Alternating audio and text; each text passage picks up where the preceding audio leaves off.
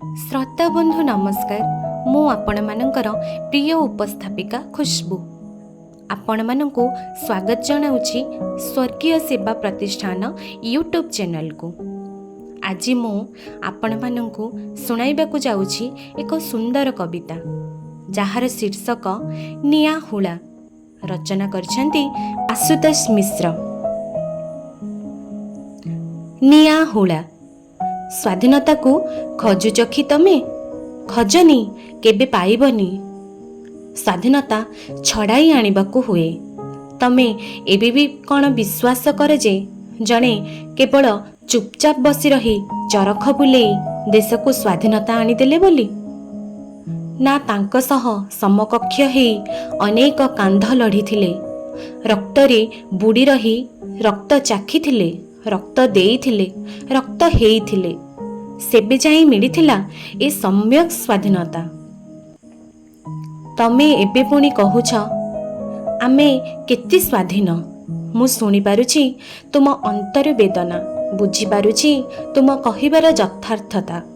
हेले बुझी पारुनी तमे स्वाधीनता प्राप्त पाई जो मार्ग को बाछुछ, जो मानकठु टंका नै मुंड को बिकिछ, मुंडिया आसन रे बसई देइछ, सेई मानंकु पुणी प्रश्न पचारुछ। एमिति पचारुथिले पचारुथिबो इए जिबे सिए आसीबे, तमे सेमिति तळे ठिया हेइथिबो। पहाड़ परे पहाड़ खाई चलीथिबो। केउ गोटे पहाड़ जोर के बाजिले मुह खलुथिबो, पुणी दिन केइटारे तुन्नी होउथिबो। बुझुछ मुंडरे किछि पशुछि। जंत्रर जंतारु मुक्त हुओ। मुंड टेक, जेते दूर देखि पारुछ संडा टेकी देख। निज विचार शक्ति की दौड़ाओ, आउ टिकिए आग को पहुँच।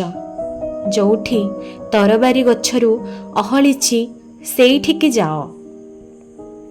गछरु अटारी आण, हातरे धर, गटा परे गटा मुंड को गड़ाओ। स्वाधीनता पाओ। नारी तम स्वाधीनता कौ नर पासे नहीं, तम अंटीरे ही खंजा। निजको निया हुला कर, जे जालुछि ताको जाली दियो। बिरंगना साजी स्वाधीनता पाओ। तमे स्वाधीनता पाओ, तमे स्वाधीनता पाओ। धन्यवाद।